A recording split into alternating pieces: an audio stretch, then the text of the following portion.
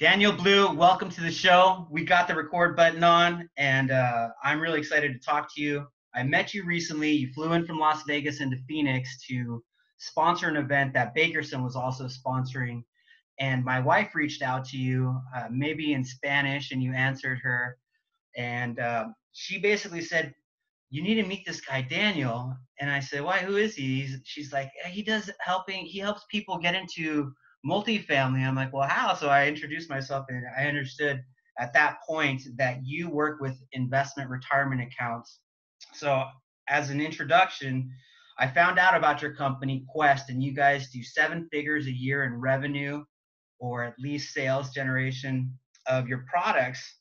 And that seems like a lot.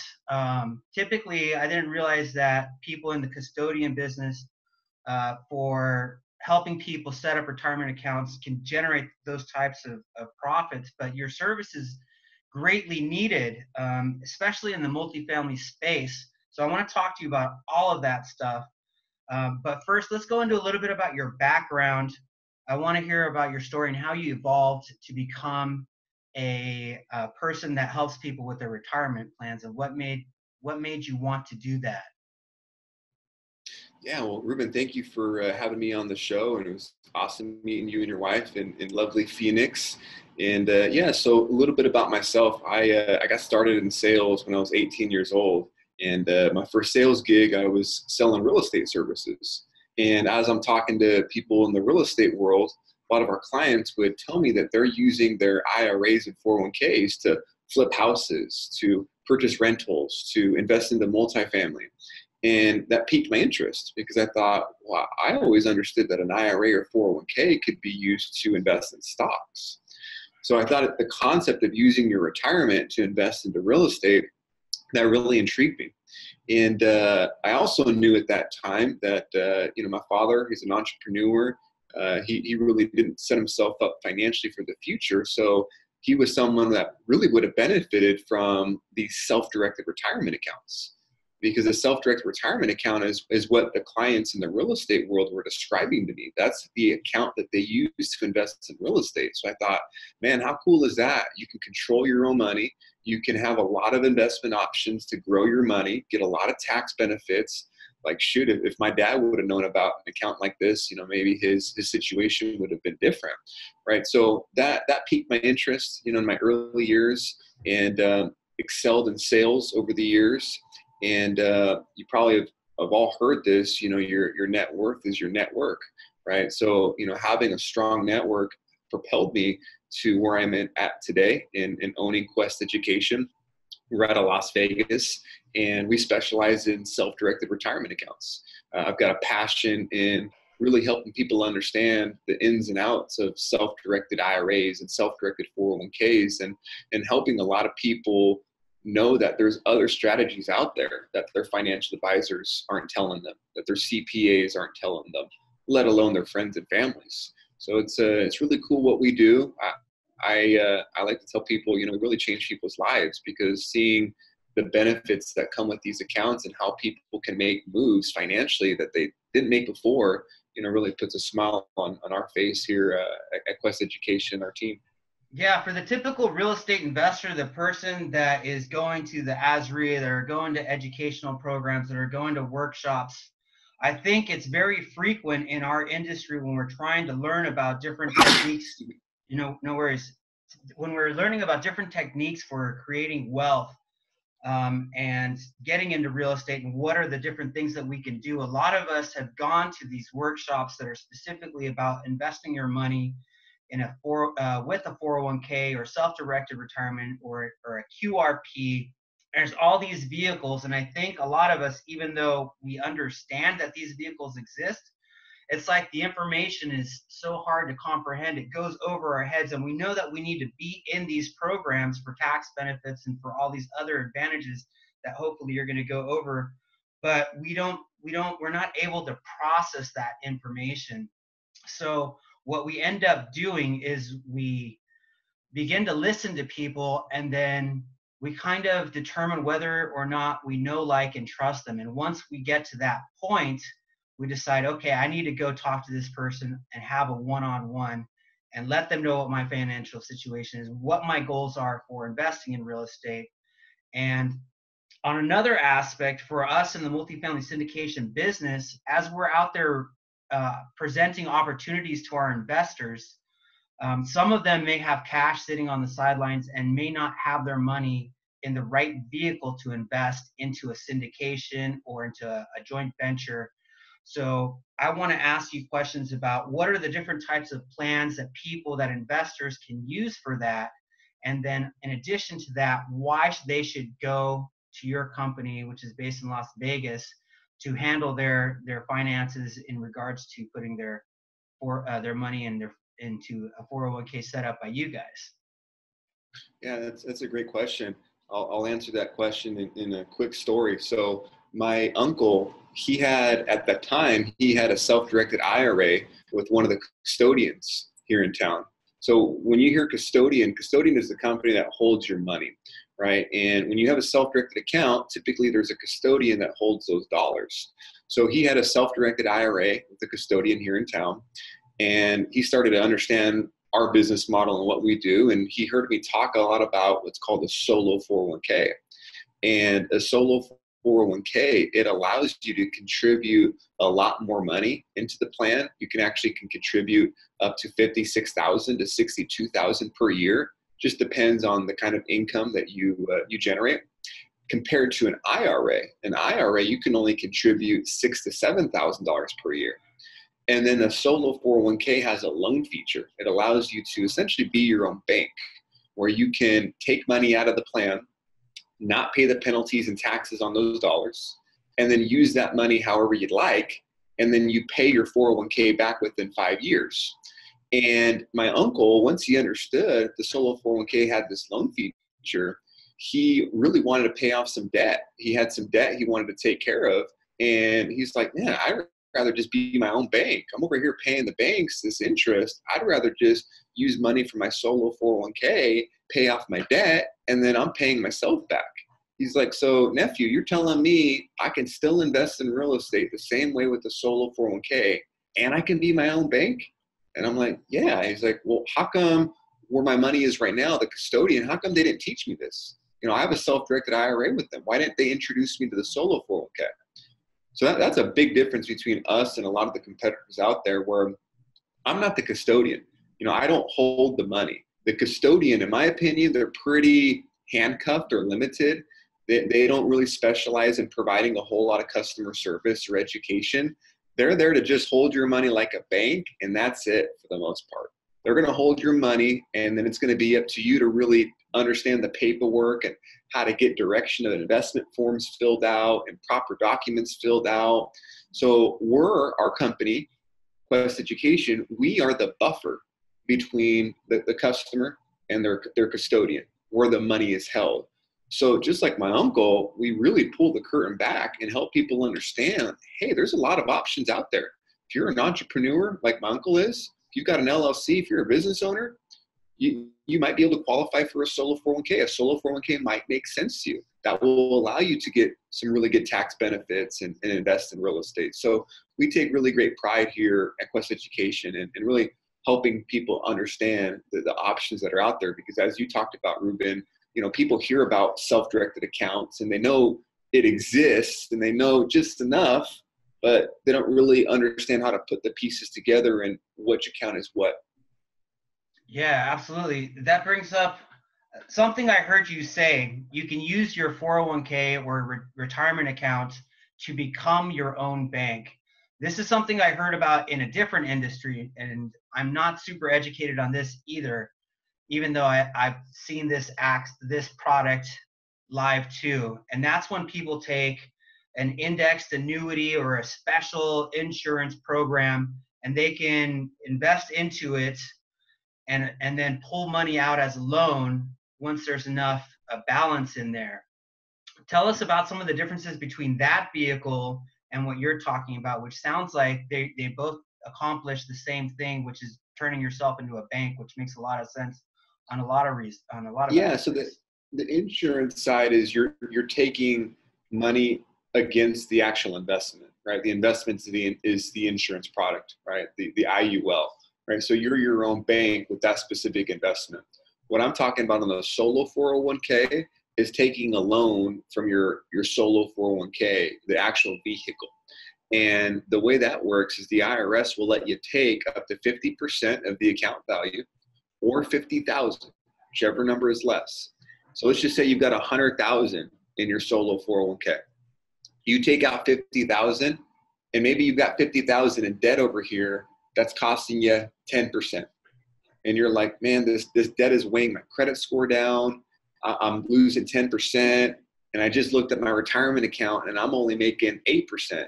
So if I'm making 8%, but I'm losing 10%, I don't like that. So what this person could do is take the 50,000 from their solo 401k, pay off the $50,000 in debt at 10%. Now this debt's gone, right? There's no more monthly payments on this debt. They're not losing 10% interest anymore. Instead, that monthly payment is getting made back to their solo 401k. So monthly payments gone here, new monthly payments over here. And then instead of losing 10% on this side, they're actually getting about 7%. So the 7% comes from the interest rate on the loan. And that 7% is coming from prime plus 2. So whatever prime interest rate is, the government interest rate plus 2 points, that's how I'm getting the 7% right now. So as we're recording this, that's the interest rate right now. As we both know, interest rates have been going down a little bit. So 7% fixed, and it goes back to their retirement account. So they're paying themselves back the money they took out plus the interest. So don't you have the ability to decide what interest you pay yourself back at? And then there's a level of confusion there, because there's a loan that a retirement account has, and it's for you, but you're two separate entities.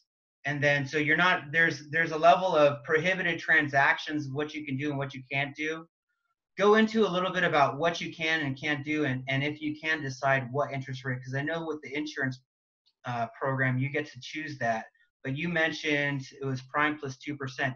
How does that get decided? How does that work? Well, the interest rate on the insurance side, that's through the investment company. That's through the insurance product, right? So they're going to have their own situation set up. What I'm talking about is a loan from the 401k. You're answering to the IRS in that scenario, right? So the IRS is the one that requires there has to be an interest rate on this loan. Even though the loan is technically to yourself, you're owing your own, yourself money, there still has to be an interest rate. So the best way to describe it is, let's just say there's 100,000 in the solo 401k. 50,000 gets taken out as a loan to pay off some debt, or whatever else, or whatever reason they want to use that money. They can use the 50,000 however they want. The IRS doesn't care. They can use it to give that money to their brother. They can use it to invest in a business. They can use it to buy a property. They could use it to go on vacation. There's no prohibited transactions on this 50,000 because it's a loan. It's cash taken out. Where, as you said, where the prohibited transaction lies is the other 50,000 that's left over in the solo 401k. So if I have 100, I take out 50, I can do whatever I want with it because it's a loan.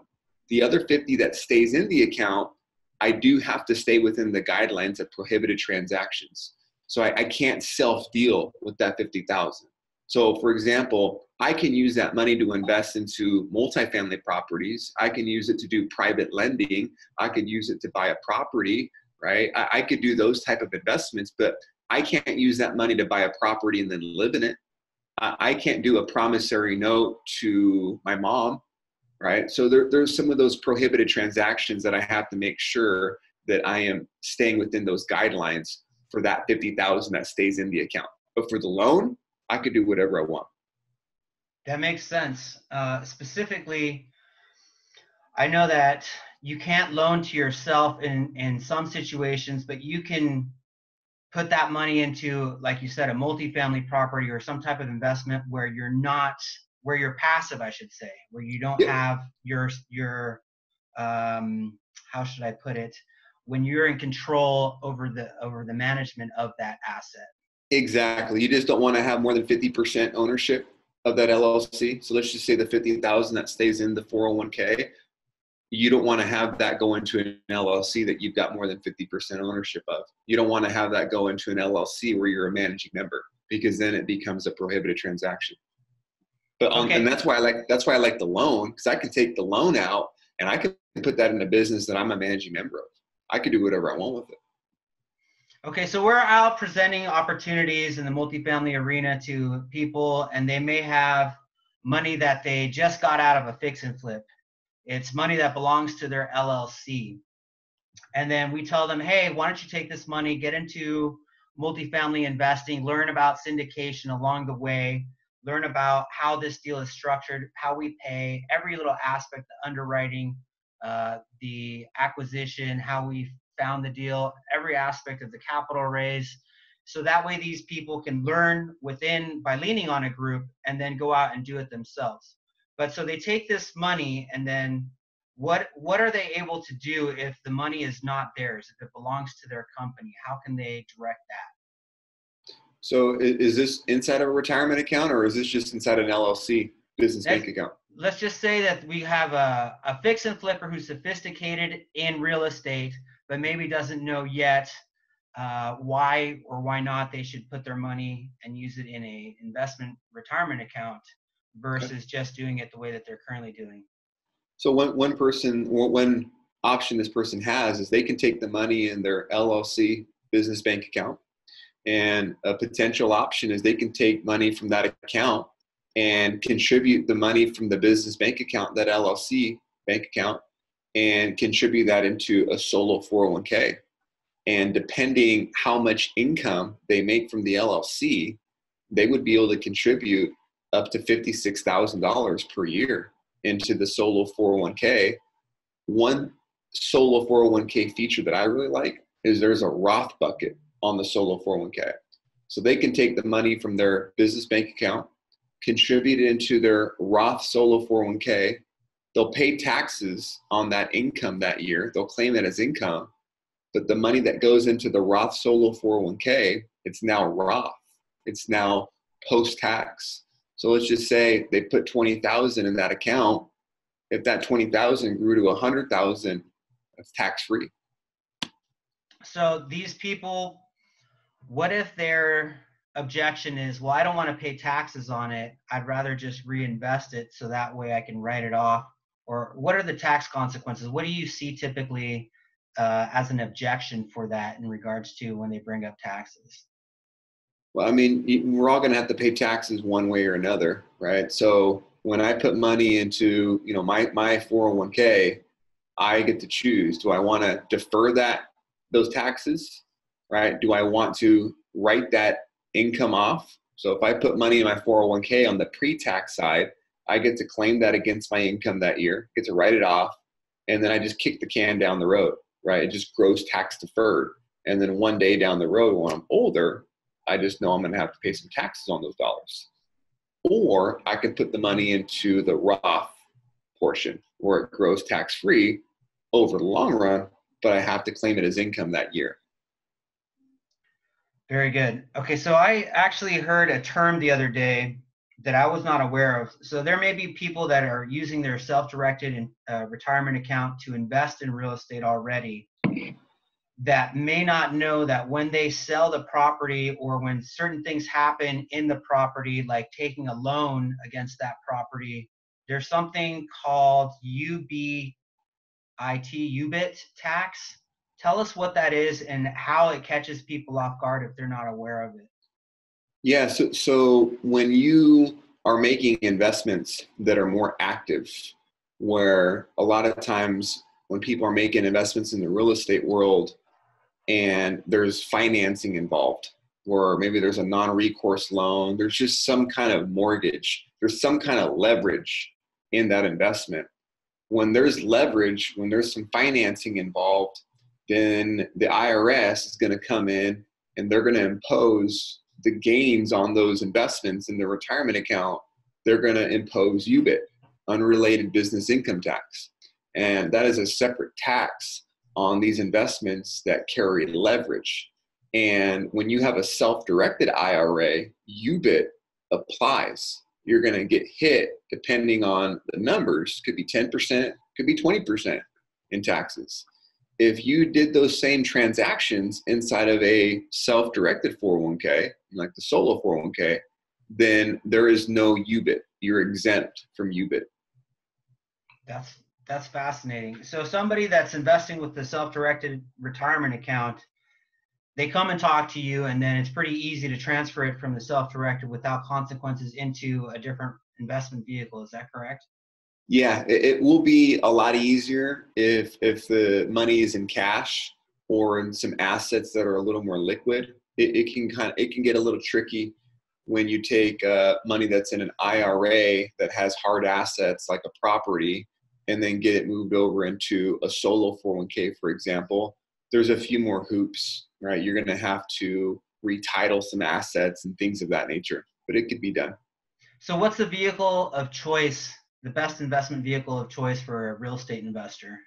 I prefer the 401k because the 401k and the IRA, they both invest the same way, right? I can flip a property in my self-directed IRA just like I can with my 401k.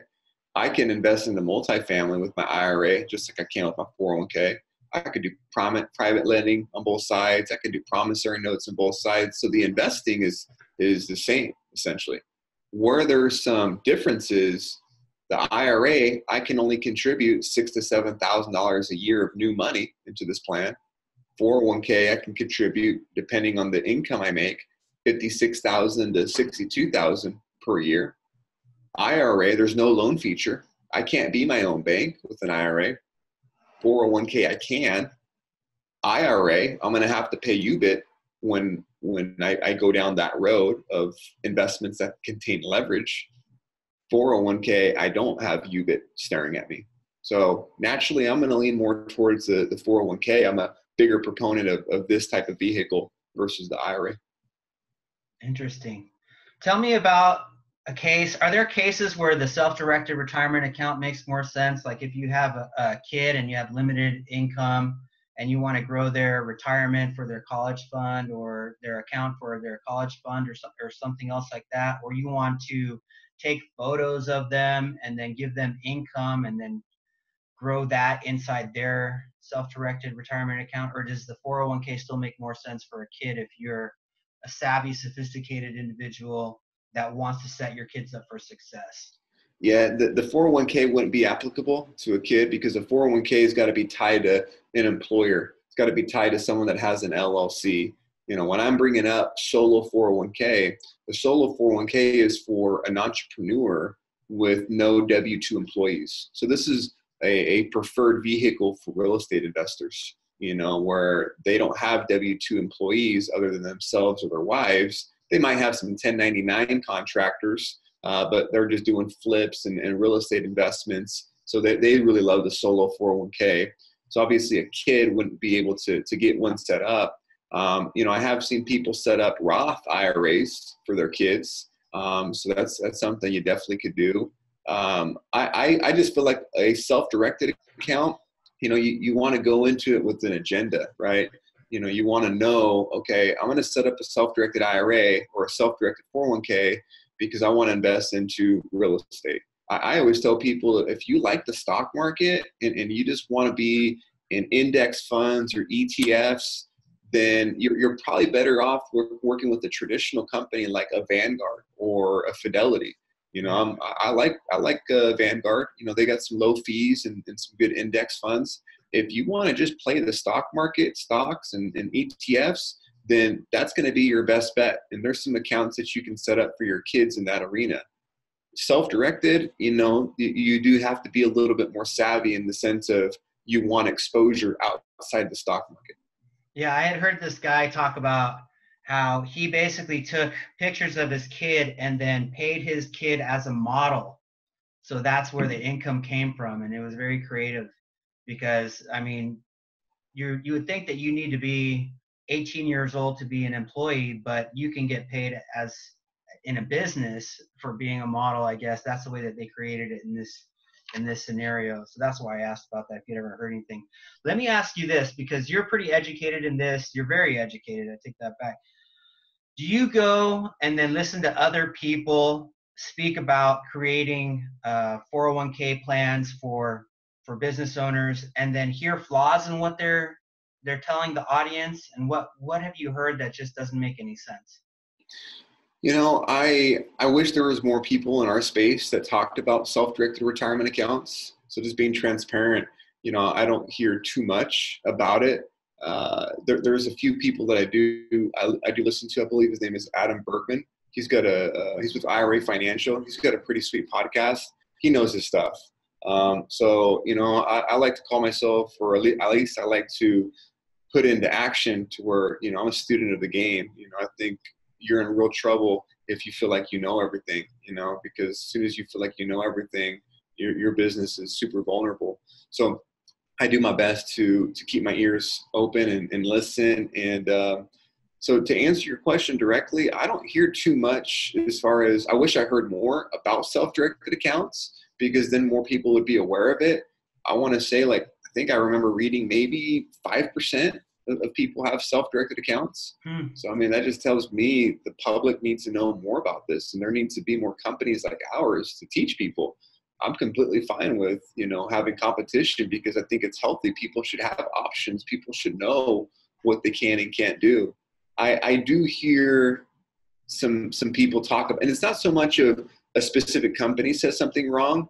It's, I'll talk to a client or a prospect, and they'll say, well, hey, I heard that I can lend money to my dad, you know, or I heard I could use the money to fix up my primary residence, you know. And then once I ask a few more questions, you know, I help them see, like, you can't do that. I mean, you could do it today, but you might get a nasty letter from the IRS saying prohibited transaction. Here's your penalty and taxes. Have a good day, you know. So I'm sure there's some companies out there that, you know, just say things just to get, you know, a sale.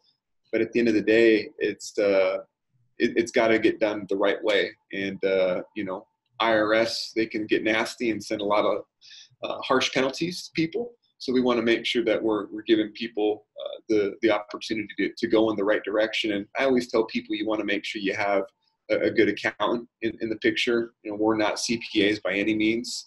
So, you know, because you're dealing with self-directed accounts, and some of these accounts can actually be set up where, I don't know if you've heard, or people watching this maybe have heard of a checkbook IRA or checkbook 401k. Those are pretty cool. You know, you actually can have your money in a bank account where you can just write checks from that account. This is a popular account where you're at the auction and you buy a property on the spot using the money in your retirement account. It's a checkbook control. That's a great feature. But with that comes a little more record keeping. You got money going in and out, a lot of shifting going on. You're going to want a good CPA. So I always tell people, you know, make sure you have a good CPA. We work with a company that is very familiar with self-directed accounts. So if some of our customers don't have a CPA they can work with, we've got a company that we do business with that knows their stuff pretty well.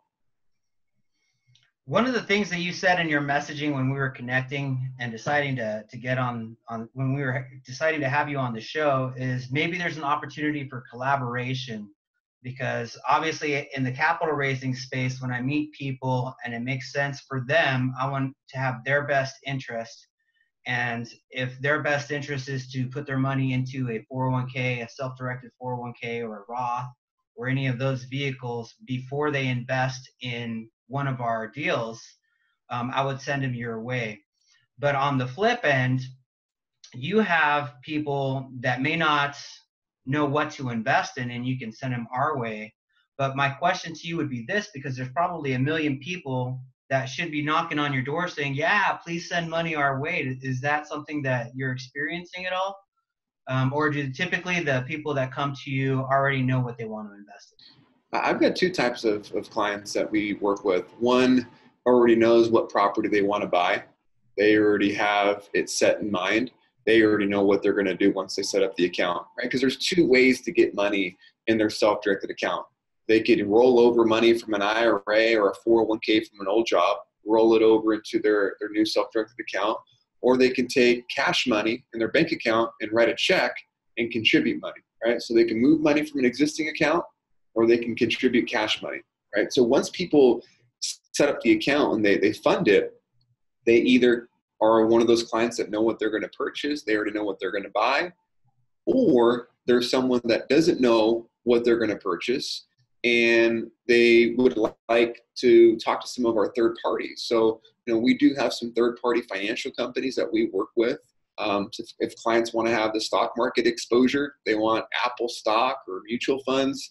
We don't sell investments. We don't give investment rates or explain investments. We just are purely education.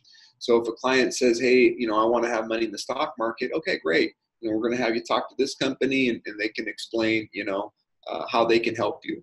We've got a few companies on the real estate side. So, we probably have about 4 different third parties that we send our clients to. And we always let our clients know, you have other options out there. You can always find your own deals, or, you can work with some of our third parties. Yeah, typically the other guys that you have as third parties, are they fix and flippers? Are they multifamily people? Are they REITs? They What kind do of? a lot of private lending, investments in the commercial space, syndication, merchant cash advances.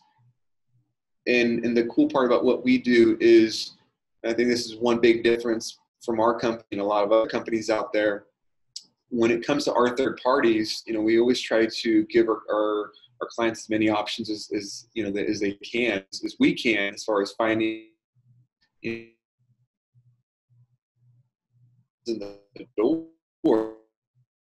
Maybe they need help getting an SBA loan. Maybe they've got a business and they need help getting an SBA loan. We've got a third party we can refer them to. Maybe they want to get some lines of credit, or some term loans. We've got a third party we can send them to. Maybe they need help processing some of their payments on their merchant account. Maybe they process a lot of credit cards or debit cards. We've got a third party we can send them to. Maybe they need help with estates or trusts or wills. We've got a third party we can send them to. Maybe they need help with LLCs or tax prep. We've got a third party we can send them to. So, we don't shove these third parties down people's throats, but as we're talking to people and asking questions and building rapport, if people want the help is there. And I think that's got to be, I think a lot of companies have to adapt, because, we live in a world where people have information at their fingertips, and you really have to give a lot more value these days. I think you can look at a good example, the financial world. You got these companies like Vanguard and these robo-advisors where they're charging really, really slow fees. And then they're having to over-deliver because people's expectations are going up. Rightfully so, right? Because there's technology these days, and we live in an era where the expectations should go up as far as the service that you can provide. So we're always trying to find more ways to add as much value as we can to give love and service our clients. Nice. I'm sure a lot of people appreciate that. Is there anything that you have to talk about in regards to estate planning in combination with the retirement plans that you offer? I'm a big proponent where, I'm not here to tell people how to set up their money. Everyone is in a different spot. Everyone has different needs. Everyone is at a different age. I'm a big proponent of, you want to have a business, right? You want to have your main vessel that can generate you wealth, right? So you want to have a business. And then I like real estate. I like that as a vehicle to create wealth. I think there's a time and a place for stocks, the investments in the stock market. And then insurance. Insurance is huge. You got to have that on your menu. And then to wrap it all together, right? Estates and trusts and wills. You want to have that in place because, heaven forbid, if you die, if you don't have those estates and trusts and wills set up, the government's just going to end up taking over, when you die. And you want to make sure that you set your family up the right way. So, I'm a big believer in planning for the future. Nice. Okay, so if you had to wrap up, a message for an investor that's got cash on the side, give me like a 1 or 2 minute description or statement as to why you think that they should take their money, if they're using cash, that is, and put it into a retirement account to invest in the same thing, real estate. Well, there'd be a couple of questions I'd have first. Are they an entrepreneur? Do they have a service or a product that they're promoting? Are they a real estate investor, right? Do they have an LLC?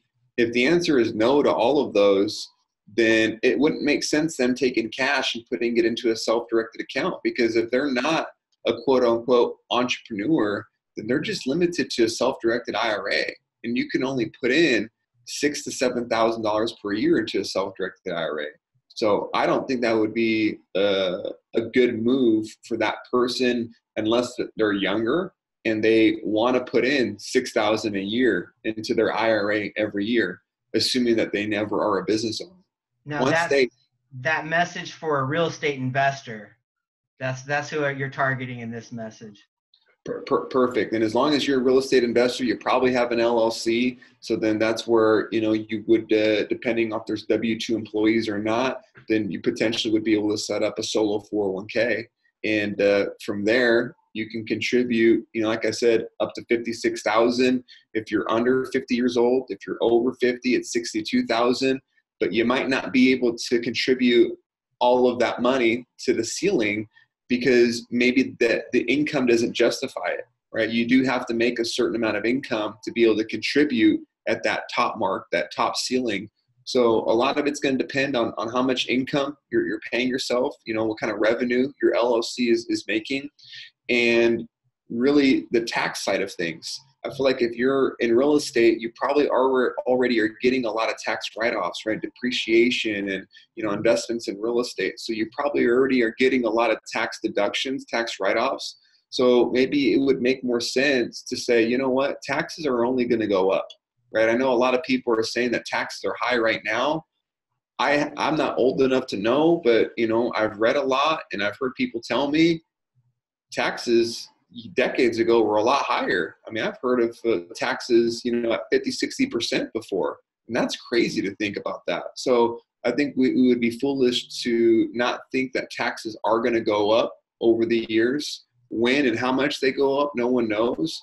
But that's why I like the Roth account. So to the person that has cash in their bank account, they're a real estate investor, maybe it would make sense to take some of that cash, take 10, 20, 30, 40,000 a year, put that in your Roth Solo 401k, and then turn around and use that money to invest in real estate. And then all of the gains grow tax-free. So you'd never have to pay taxes on those gains. And you really can't say that about that money if you just left it in your business bank account and you kept reinvesting it.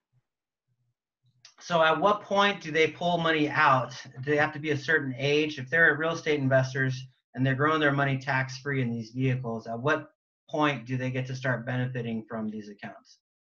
Well, when they're under 59 and a half, that's when the 10% early withdrawal penalty is going to be eliminated.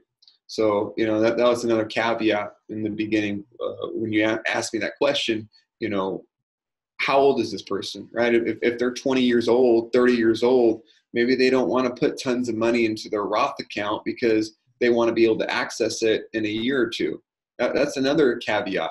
The money that you're putting in, are you going to need it next year? Are you going to need to withdraw it to buy a car? Are you going to need to withdraw it to buy a house for your family next year for a down payment? Like if you're going to need the money in a short time frame, then it's probably not best to put it in a solo 401k or an IRA, because there are some constraints with it. But if you don't need to touch that money anytime soon, if you're okay leaving it in that bucket and it growing tax-free, and you just know that you can't touch it for the next little while, might make more sense. But you said that you could pull the money out as a loan anytime and use it for whatever you wanted. Correct, but you are constrained, right? If I got 500,000 in my Roth Solo 401k, I can only take out 50,000 without claiming it as income or paying penalties on it. But if I'm 57 years old and I got a bunch of money in my Roth Solo 401k, as soon as I turn 59 and a half, I can just withdraw 10,000 out or 50,000 out, and there's no penalties. The penalty is gone when you're 59 and a half. So that loan feature, it's just there in your back pocket whenever you need it, but it's not something that would solve everything if you needed more than $50,000. I actually heard about some people, they like to house hack, which is essentially when you buy a fourplex and then you live in one of the units as they're growing into multifamily, and they may not be completely sophisticated, but they know just enough to be dangerous. So they buy these fourplexes, they live in one unit, and the other 3 units basically pay for the mortgage and then give you some cash flow. But recently, I heard that you can actually take a retirement account and use it as the down payment. Is that something that you hear of very frequently? Yeah, I mean, you could take money from the 50,000 from the solo 401k loan and use that as a down payment, or you can get a little more tricky and set up a ROBS plan, a rollover business startup, and have that money go into your C Corp business bank account, and then you could just write a check from the C Corp business bank account as a down payment. So the solo 401k and the ROBS plan would allow you to use the money for a down payment. Wow, I had not heard of the ROBS plan. Go into more details about that. So the ROBS plan is basically just a 401k with the C Corp. So money would get funneled into the 401k. So let's just say you had an IRA somewhere over here. You move it into your 401k, and then there's a C Corp that gets set up. And the 401k, once it has money, is going to buy shares of the C Corp. So money leaves the 401k, goes into the C Corp business bank account. So now you've got money in your C Corp business bank account, and you can use that for operating expenses. You can use it for business expenses. And it's not a loan. You're just using money from the business bank account that came from your 401k to invest into your business. And then that 401k just owns the corporation without having to it never gets payment for that. It just becomes an owner of the company. Is that correct? You could exchange the shares and put more money back into your 401k if you ever wanted to, or you could take other money out here and put it in your 401k and take more money here. So, you do have some flexibility there. Interesting. Yeah, that sounds like a vehicle that could be beneficial for the right person.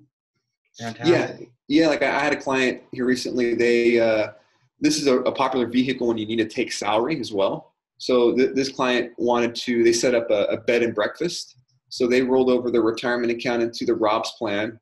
They used the money from the C Corp, the ROBS plan, to buy the bed and breakfast, the property. And then they are running that bed and breakfast as a business. And then they're taking money out of their C Corp business account as a salary. So you can take money as a salary because it's still a business expense. So you actually can draw on this money as a salary, owner's compensation. You can't do that with a solo 401k. That'd be a prohibited transaction. So when you're talking to people about these different retirement plans, do you ever see just like the lights kind of go off on these people because it's just so overwhelming, the amount of knowledge and the information that they have to absorb to understand these plans?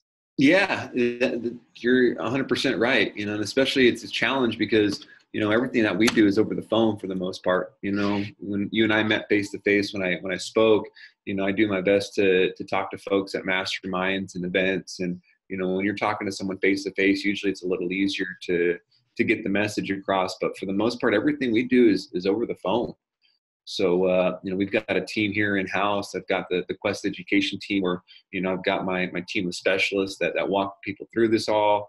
I've got my processing admin team that helps with all the paperwork and facilitating everything. And everything that we do is really over a series of phone calls. I tell people all the time, our team tells people all the time, hey, we're just going to take this one call at a time. This isn't going to be something where in one phone call and 120-minute conversation, you're going to understand everything. So we really take our time to, help them understand the ins and the outs and really just lift up the hood of the car, so to speak, so they can see what's going on inside and, take it one call at a time. It typically takes a series of phone calls to help people wrap their head around all of this. Yeah, it's the same thing in the multifamily business. You got to create the relationship and then basically give them a little bit of information at a time, and over period of months, they become comfortable enough to invest with you. So, some people that are very sophisticated, they're just like, boom, I see the opportunity and they're ready to go. And other people, you got to help them understand the process. Sometimes they have to physically touch the property so they can feel like it's real and whatnot. So I'm sure it's very similar in that regard. Tell the audience how to get a hold of you, Daniel. Yeah, best thing to do would be going to our website. It's yourquest.com. So it's YOUR Quest, QUEST.com. I'm personally very active on Facebook, and I do some LinkedIn. So I do my best to stay in front of people there. So you guys can always just DM me. I'm under Daniel Blue like the color. I live in Las Vegas. So, if you shoot me a message, I'd be able to speak with you or have someone from my team give you some love. If you go to yourquest.com, there's a section to fill a few bits of information out, so I could have someone from my team reach out and help you understand how all of this works. Yeah, my wife and I are coming out to Vegas. We want to go out to dinner with you or hang out for a drink or something. We'll be there on the 27th through the 30th. So one of those nights, I'll message you before we head out there. Maybe we can set something up. I'd love to connect with you and get more information and talk to you about my personal situation and how we could do some business together. That'd be fascinating. Let's make it happen, man. Come by our office. We're in downtown Las Vegas, and you can see how we do things over here. Yeah, last question. Are you planning on are you going to write a book, or are you going to do a podcast? What are your plans in regards to marketing? Yeah, man. Book is on its way. I'm on probably 50% done. Nice. So I've got it started, and just talking about self-directed retirement accounts. So I feel like that's going to do a lot of people good. It's going to help me be able to get my name out there more and start the conversation and hopefully help people understand a little bit more than they know now. What about tapping in social media? I know that you did your first speaking event and you got on stage for the first time. You were a natural. Are you planning on doing more speaking events? Yeah, I'm actually speaking to a group of real estate investors. I'll leave tomorrow. This is in Oakland. And then I got a speaking engagement next month that I'm doing as well. So, I'm really fortunate to have an awesome team here at the office where, they really do an awesome job with our clients where they are able to hold it down and the business functions and it doesn't require me to be here. So that allows me to work on these other moves like, podcasts and speaking and, being able to do a little more traveling and, just shaking hands and meet new people. Is this your first podcast? Have you done other ones? No. So I've done, I started this earlier this year. So I've been on probably 20 different podcasts. Podcasts are great. They're forever living content. And, I have people reach out to me after doing a podcast, 3-4 months ago with somebody. So every chance I get to jump on a podcast, I love it because it's just another way to interact with the host and build some rapport. And then, all it takes is one person to be driving on their way to work or at the gym. And if they can hear something that, really shakes them and wows them, and it's like, wow, I didn't know this before. And then that sparks them doing research, making a change. That's what it's about. All it takes is one person to make an impact. Yeah, that's so true. I get some people contact me on my old YouTube videos that I did like in 2009. So like you said, those videos stay in social media virtual land forever, and they still continue to work many, many, many, many years down the road. All right, well, it's been a pleasure to have you on, man. I'm really looking forward to coming hanging out with you in Las Vegas.